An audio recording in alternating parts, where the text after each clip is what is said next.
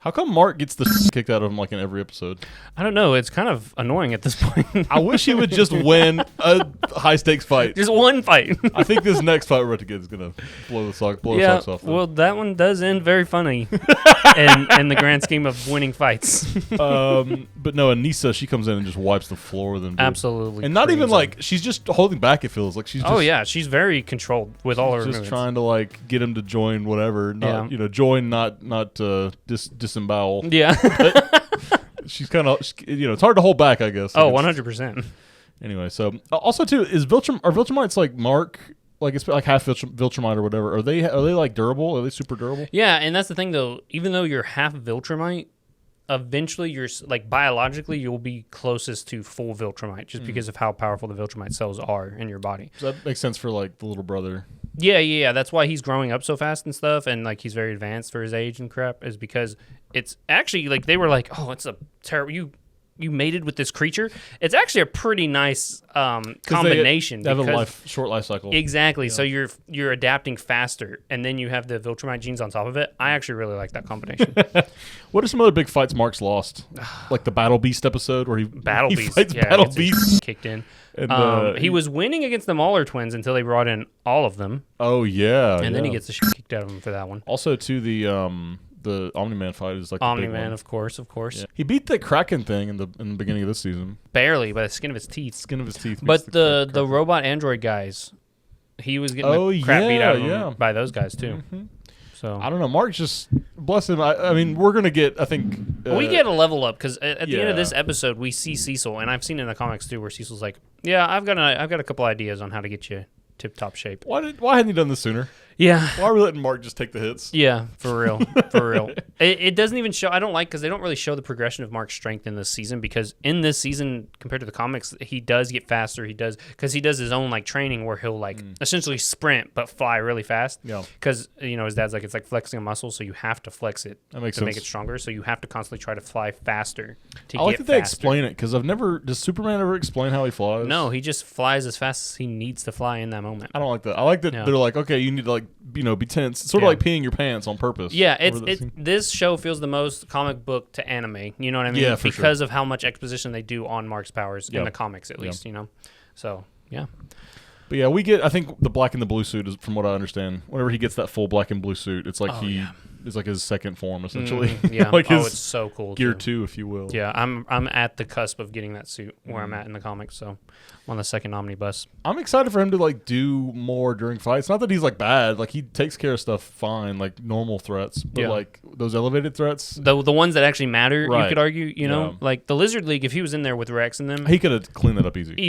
Easy mode. But that is easy mode. Yeah. When you need Mark, they're world-threatening levels, Like, if Anissa wasn't there, how many people... That whole ship probably dies before he takes out the Kaiju, totally. The whole ship, and then probably like it'll make its way to land. And before he finally beats it with the Guardians coming in, and Mark's all battered and bruised, The good episode, last episode before the final episode of the season. I don't know, dude. It's it was really good. I think we're all kind of relieved to see Mark and Amber break up. Yes, I know. I will give it to the writers. They did really well with that scene.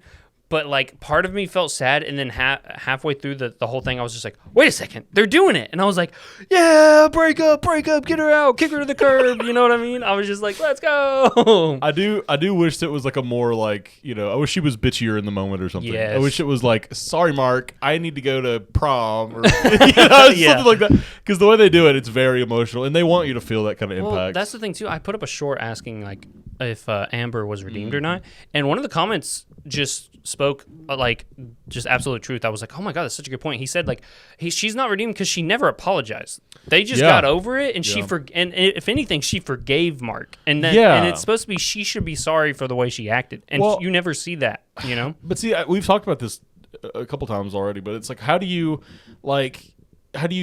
rationalize lying to your partner still? Yeah, like, I get that. I mean, you're a superhero, you want to protect them, but like, it's just something you have to do, I guess. Because he ends up telling her anyway. Most superheroes end up telling their loved ones.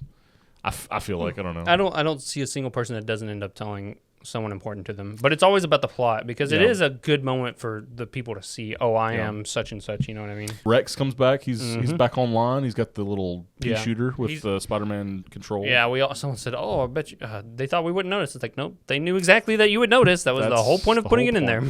And I think, where do we stand on Spider-Man? Are we excited for Spider-Man? Do we think it's going to happen at all? It's going to happen.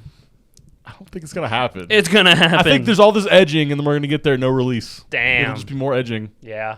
What I want, I've said this before too, but what I want is just like a special, like here's, maybe you do like a thwip, like in the original comic, right? Like a thwip, and like you see like his hand or something, and then Mark just goes through the different universe and all this different stuff. But then like you cut back and it's like, okay, he's stuck in the Marvel universe for a minute. They could do that to keep us in between like season 2 and 3. They could throw out the special and be like, hey, where do you think Mark was right here? And then it's like Spider-Man 2. Holy shit! Yeah, who's voicing him?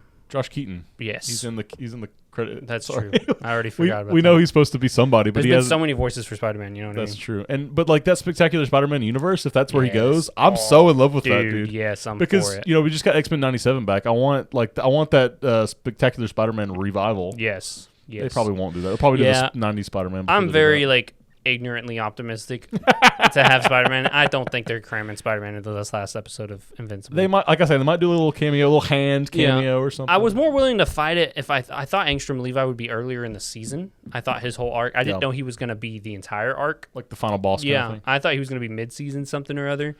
So if you'd asked me at the beginning of the season, 100% Spider-Man's going to be in here. Yeah. But now that we're one episode out, I'm like, it's not maybe happening. not. It's not happening. I do think I think they've got places to go because like the next episode will be an hour and a half probably or an hour. I hope so. It'll definitely be 50 minutes or whatever. Yeah, so. I would hope for a 3-hour special, and then we could get Spider-Man in there. See, but at that point, just give us more episodes. Don't just do That's a 3-hour thing. Yeah. No, but we do get Rex. He's kind of trying to get back into the saddle, so to speak. He's fighting this squid who like tries to learn English language, and it's just not good.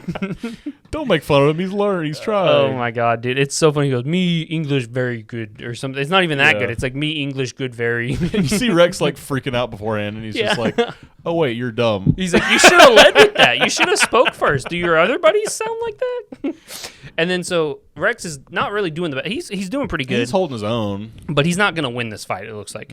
And then by the end of it, he realized, oh, let me use this new arm Cecil gave me, and he does that iconic, and then he blows the shit up on that guy. You know what I mean? Yeah. And he goes, oh, so lead with that next time. Yeah. So I'll lead with that. And then Mark comes in. Eve calls Mark to like get him to help. I guess she's breaking up. Eve. It was Eve that called, so I was like a little bit like, ooh. But no, she seemed busy. She seemed like she was working on what was that guy's name? Gunhand? Oh, Kilcannon. Kilcannon. Such a great name, dude. I love that name. I love that he has followed Eve throughout her life. Yeah. But she's stopping him, and then Mark is going to. She calls him, I guess, to help. Rex. And you see Invincible, he wants the help, and Rex's like, no, bro, please, I need this. Like, do not go handle those guys. This guy's mine. He's like, okay. So Mark didn't even need to like go, but Mark, I guess he needed the backup. Mark was there if he needed him. And it also further cements the whole superhero when I'm dating kind of thing. That's true. And also gives Rex a nice moment of anytime you need us, we'll cover for you. The Guardians have it. They do. Boy, do they try. Mm-hmm. Well, let's talk about the writers self-inserting themselves in the story. Yeah. The animators, so to speak. Mm-hmm. I do like it. It's kind of.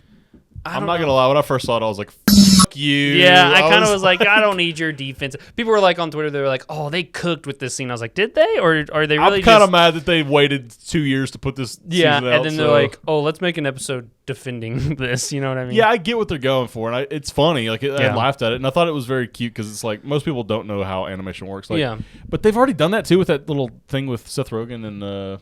Like when they first it's like the little teaser thing. Like they've already been like, oh, we're animating and storyboarding and shading and what. It's like okay, we understand. Like it takes a lot. And that animation looks 10 times better. Well, yeah, that animation took them phenomenal. Probably took them longer, and he had less to animate. They probably worked on that longer than they did an entire episode of one of these shows or one of these episodes. I mean, maybe. But no, I did like he was like, if we're planning a big fight scene at the end of a show, we'll try to keep the mouth hidden so we don't have to animate that, or we'll do a wide pan so that it looks like everything's moving but nothing's moving. And I'm like, that also like sets up for like this big fight scene that's coming up in this episode too. It's nice, but at the same time, I am like, F you, buddy, give us some more content. We're never satisfied. I think that the guy who voiced that character was the guy from I Think You Should Leave. Yeah, Tim Robinson plays Philip Schaff in this, and he's like the creator of Seance Dog. I love that. It's a cute bit. I'm not gonna say it's not cute. I wouldn't say they necessarily cooked with it, but you know. Well, first of all, too, it's like we've already noticed the cuts in animation. Like, yeah, we already know these things. We watch anime, okay? Yeah, exactly. They've explained this in anime. You know, it's just like we notice when like something's not moving, like when they're flying away and it's just Mark holding Amber and they're just like float. It's like a still picture of them floating through the air. Yeah. But there's like something moving behind them, so right? Like the clouds are moving, and they're shrinking because they're getting further away from the camera or something. So it's like gives the illusion of movement, but there's no movement. There's no movement. We get it. It's not no, don't get me wrong. I can't be an animator, but we already know your secrets. You could. Can I? Sure. You can I'm a terrible drawer. You can do anything you want. My art teacher in high school said I had the drawing capabilities of a preschooler. So I said, okay, I'm doing bookwork for the rest of this year. Okay, I'll do business. Because she graded me on my skill of drawing. I'm like, how are you going to grade me for that? That's so rude. Yeah. I guess you just, but like, I did definitions for an entire year in art class. So stupid. Wait, in high school? Yeah. That's dumb, bro. Yeah, Waste your time. I know. You should have. Honestly, but I think if you draw once a day, I think you'd be way better. Well, I would have been okay with doing that in that class until I realized she was grading me on my actual skill as a drawer. You know, so mean, dude. That's what I'm saying. She looked at it. She goes, "Wow, Steven, you really just got no skill, do you?" I said, "What?" She goes, "This is like a preschooler." I was like, "Okay." What a dick. That's what I'm saying. Oh, man. But, yeah, so we get the animation thing. It was cool, but, you know, at the same time, I'm still angry. It was kind of a sweet moment, too, with Mark and Amber, because he's like, oh, we should be doing something you want to do. And she's like, well, no, I want to be here with you, because this is what you want to do. Let's just hang out, you know? And don't overthink it. Yeah, don't overthink it. She was being nice to Mark about, you know, wanting to do the And we do see where they do, before Anissa, like he's like, I got 2 nights off with you. I can hang out. You know, we're going to do this, and tonight we're going to hang out with no earpiece and stuff. This is sort of where we get back to normal. Yes. And we're on episode 7, but you know, he's back from space. There's no like immediate threat to the Earth or whatever. So. And then the second they try to enact all this new stuff, Amber almost gets her head ripped off. Terrifying. What a scene, brother. Yes. Oh my God. I don't think there's been a bigger switch up. That just so cold, you know. It's so certain, you know. And this is like, you will help, or you will listen to me, or she will die. Yeah, dude. Invincible's really good about that kind of switching tones, where it's like, oh yeah, we're eating in a restaurant, nice and whatever, and then it's like, hand to the back of the throat. Yeah, I could break her. I could like Mr. Girl, like a toothpick. Oh, good. That's good. I like that one. Yeah. But yeah, so he flies out, and you get where Anissa's coming from a little bit. She's more like diplomatic than we've seen any other Viltrumite. You know what I mean? She's trying to hear him out, and especially because she helps kill the kaiju and stuff like that. And she's also literally saying, look, no, yes, we're going to roll you. We get that, obviously, but your medicine's going to be advanced. No more crime. It's going to be a utopia just under us kind of thing. Well, but how many like rebels and civilians that don't want to be under the ruler they have to kill to like get to that exactly. There's got the transition's going to be tough. You know, it's going to be an interesting transition. That's what, and you know, part of me is kind of like, why can't we just be ruled by them? You know what I mean? It's because they're evil, dude. They're gonna like destroy they're not everybody. Necessarily okay. So let's just talk about it. They're gonna destroy your way of life to build up their way of life, essentially. Our way of life isn't really the best sometimes. Yeah, but it's still freedom. It's not like we're being controlled. Are we not, though? I mean, not to that extent. Let's take it back a second. Are we not being controlled? Our president's not going to kill us if we don't do it. If they don't do what they want us to do. Allegedly.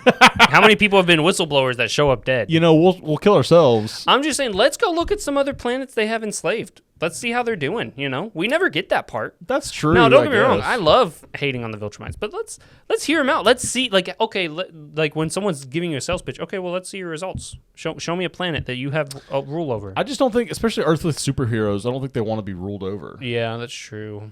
But the superheroes are always trying their best, but they're never quite there. And I'm just saying, dude, what if later on down the road I just become like a superhero because of Viltrumite rule somehow? I don't think so. I think they want to like keep the masses down. No, because they're all about the strong will rise. So if you're a strong human, they want you to rise through the ranks. But see, that's the problem too. Is like if you're not as strong as them. Yeah. So you probably won't rise through the ranks. They'll probably just kill you before you get to that chance. I don't know. I'm kind of open-minded. Well, she did help him. Yeah. Granted, she was stepping on his throat a little bit. So and she about killed him. Again, back to this theme of this episode. He just can't win a fight. He really can't. can't. His art, dude. But I love it too. Even Cecil's like, just tell her you will. Just say that and we'll figure it out. Yeah. And Invincible's like, no, I'm not doing that. And that gets rid I of. love that. Yeah, I'm not doing. And that's where we see a lot on Twitter where like that's where his invincibility lies. Is like his willpower. His willpower is unbreakable. Essentially, his spirit. And he doesn't die. He's not. He's not dead. He technically is invincible. He's, maybe not. Depending on your definition. Yeah, but yeah. But his will is invincible. I'm excited. We're probably not getting that next episode, but I'm excited. Season 3, we get like a training montage or something. I want that so bad. I bet you. Yeah. Or we make it at the end of this because I think the Angstrom Levi stuff happens in the first half. I think it's the whole episode. I don't because it's such a long arc, isn't it? Not really, because he just teleports them to different places, and then he gets back, and then they fight each other, and then some stuff happens. He fights him a little too good. Yeah, a little too well. Yeah, I don't know. I think he'll get better. Yeah, no matter what. He will definitely get better. From the comics is like a roadmap. We're gonna. Yeah, the comics. Eventually, by the end of it, he is like it's like with My Hero. Like Deku is literally talking. Like that's the narrator saying like this is how I became. That's true. I forget the that best superhero. I forget that he is the best superhero. Yeah, so we know Invincible will be the best superhero in the world. Does that change? Does that change your opinion on stuff like that when you get to know the? Oh no, I love it because I always love that kind of story arc. I just want to see you become the most OP thing ever. Okay. I love training montage. If I could get training montage every episode, peak. Good episode. I'm excited, but I'm sad that the season's already over. It feels like we just started talking about this again. Yeah. We did like a little recap for the first part of season 2, and then we've covered all these episodes. Yeah. But I don't know. I feel like I want more. Oh, I'm so I definitely selfish. want more. Yeah. But yeah, I want more.